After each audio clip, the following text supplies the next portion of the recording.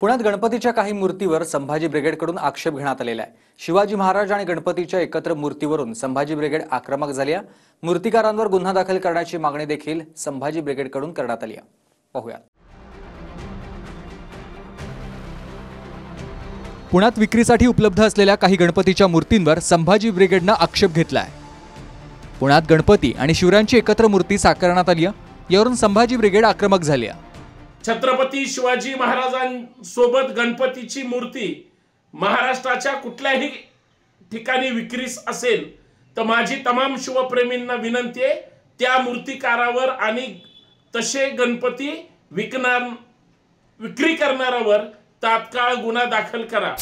की अशा प्रकारच्या कुठे मूर्ती विकल्या जात आहेत, कारण छत्रपती शिवाजी महाराज ही आपलं दैवत आहे आणि गणपती बाप्पा हे सुद्धा आपलं आराध्य दैवत आहे। पण कशा पद्धतीच्या का विकल्या जात आहेत, कुठे मूर्ती होत आहेत आणि त्याच्या मागचा संदर्भ काय हे सगळं समजून त्यावर आपल्याला बोलता येईल। दरम्यान ज्या गणपतीच्या मूर्तीवरून वाद झाला होता त्या मूर्तिकारांना संभाजी ब्रिगेडने घेतलेल्या आक्षेपांनंतर माफी मागितली आहे। अनावधानाने मूर्ती साकारल्याचं स्पष्टीकरण या मूर्तिकारांना दिलं आहे। कालपासून सोशल मीडियावर ज्या गणेश मूर्ती शिवाजी महाराज यांची प्रतिमा असलेली आहे त्या फिरत आहेत, त्या माझ्याकडून अनावधानाने झालेल्या आहे। यापुढे मी महाराजाची प्रतिमा असलेली गणेश मूर्ती बनवणार नाही।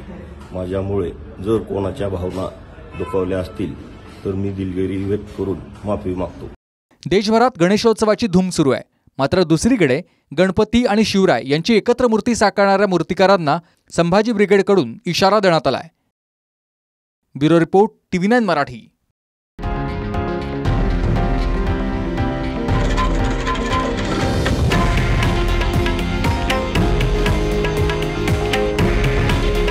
हे आहे देशातील नंबर 1 न्यूज नेटवर्क आणि आपण पाहत आहात TV9 मराठी। काळजी तुमची, हित महाराष्ट्राचं।